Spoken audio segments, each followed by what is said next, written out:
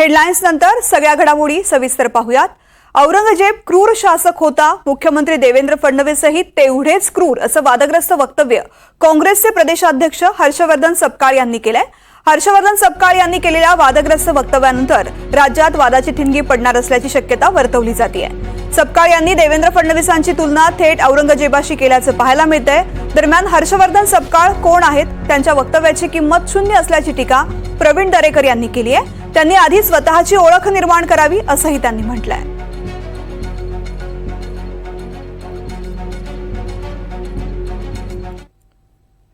औरंगजेब हा क्रूर शासक होता। औरंगजेबाने स्वतःच्या वडिलांना जेलमध्ये टाकलं।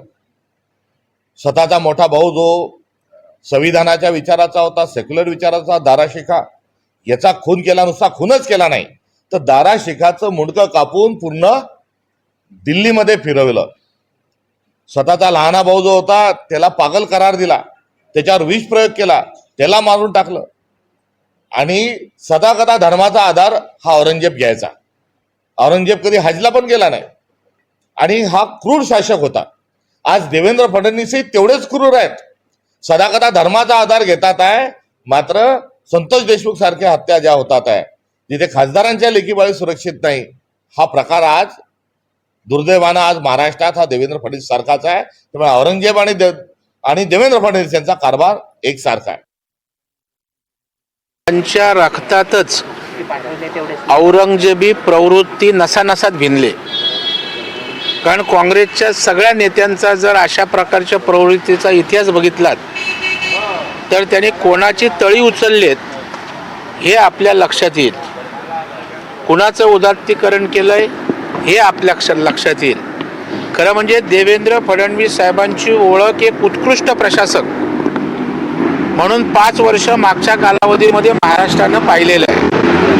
तसं हर्षवर्धन सपकाळ कोण आहे तिथपासून सुरुवात होईल। पहिलं त्यांनी महाराष्ट्रात ओळख करावी, स्वतःचं एक व्यक्तिमत्व किंवा जनतेच्या मनात विश्वास होईल अशा प्रकारचं काहीतरी करावं, मग तुमच्या बोलण्याला कोणतरी किंमत देईल। मला वाटतं आत्ता त्या ठिकाणी त्यांच्या वक्तव्याला, त्यांच्या कुठल्याही कृतीला शून्य किंमत आहे।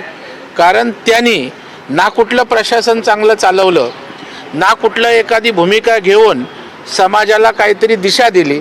त्याच्यामुळे मला वाटतं बिनबुडाचं आणि स्वतः चर्चेत राहण्यासाठी अशा प्रकारचं वक्तव्य केलंय ते मूर्खपणाचं आहे।